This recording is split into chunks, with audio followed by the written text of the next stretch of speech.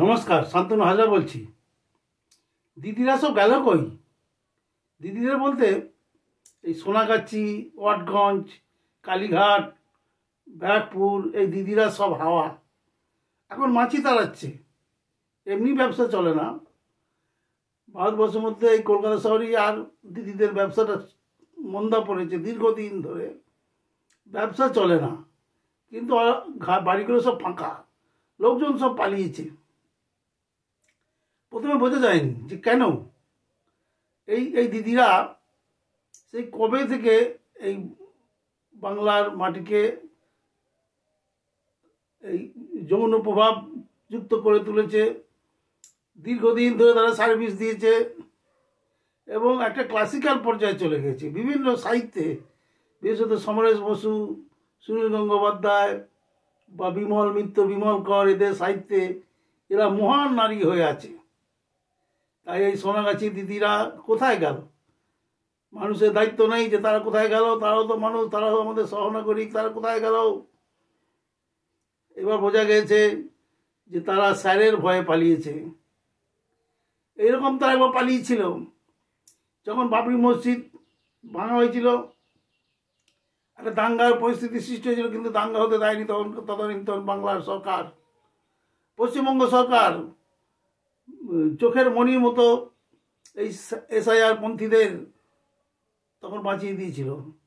মসজিদে মসজিদে পাহারা বসিয়ে দিয়েছিল তাদের কমরেডদের দিয়ে, এবং যে সমস্ত উত্তেজনাপ্রবণ এলাকা ছিল সেখানে পুলিশ মিলিটারি নামিয়ে সেই জায়গাটাকে সুরক্ষিত করে তুলেছিল। কিন্তু এখন এখন এসআইআর পন্থীরা এসআইআর এফেক্টেড লোকেরা তৃণমূল সরকারকে ভোট দেয় কিন্তু বিশ্বাস করে না। কারণ ভাতের একটা চাল যে পরখ করে দেখা হয় যে বাকি ভাতটা কীরকম, এও সেই ফর্মুলা খাটানো হয়েছে। বিশ্বাস নেই। এবার আস্তে আস্তে এই বিশ্বাসটা ভাঙছে। কারণ দীর্ঘদিন ধরে এই মামাটি মানুষের সরকার বিজেপি জুজু দেখিয়ে এসআইআর এফেক্টের মানুষগুলোকে আটকে রেখেছিল, তাদের অবদান করেছিল। জামিন তো হয়, আম হয় না, তারা সাথ তারা সের হয়, এই বলে তাদের বাঁচিয়ে রেখেছিল। এবারে সিএএ যখন হবে বলেছিল, তখন সমস্ত গাড়ি ঘোড়া পুড়িয়েছিল, ট্রেন পুড়িয়ে দিয়েছিল। এবারে বলেছিল যেটা আস্ত প্লেন পুড়িয়ে দেবো আমরা যদি এসআইআর লাগু হয়, কিন্তু কিছুই হলো না।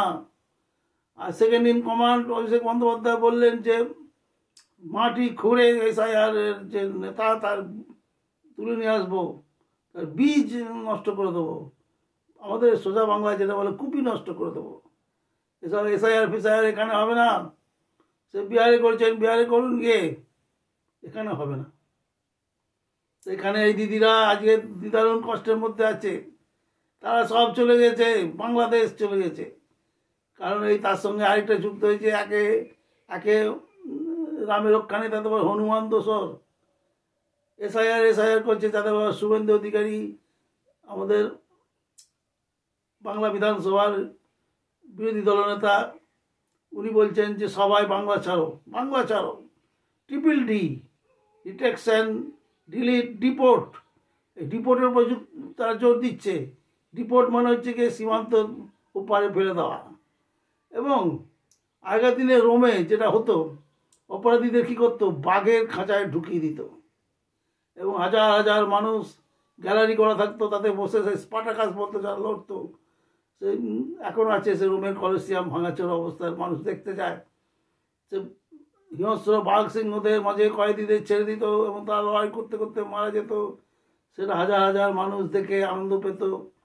এক্ষেত্রেও তাই, সুন্দরবনের যে ব্যাঘ্র কবলিত অংশ, অর্থাৎ যেটাকে বিধবা দ্বীপ বলা হয়, যেটাকে রাজা দক্ষিণ রায়ের বাড়ি বলা হয়, দক্ষিণ রায় বলতে ওরা বাঘকেই বোঝায়, সেখানে গিয়ে ছেড়ে দিয়ে আসছে। আর ডিপোর্ট মানে কোনো বড় শহরের ধারে কাছে নয়, ডিপোর্ট মানে হচ্ছে গিয়ে রাজা দক্ষিণ রায়ের রাজত্বে ছেড়ে দেয় আসা হচ্ছে। তারপরে কোথায় যাবে এই মানুষগুলো জানে না। যে লাস্ট সময় রোজ গেস্ট স্ট্রিটের মুখে দাঁড়িয়ে থাকতো, সে কিনা বাঘের মুখে থাকবে। তাই হয়েছে এই এখনকার সরকার নির্মম সরকার। এখনকার সরকারের কোনো বাছবিচার নেই।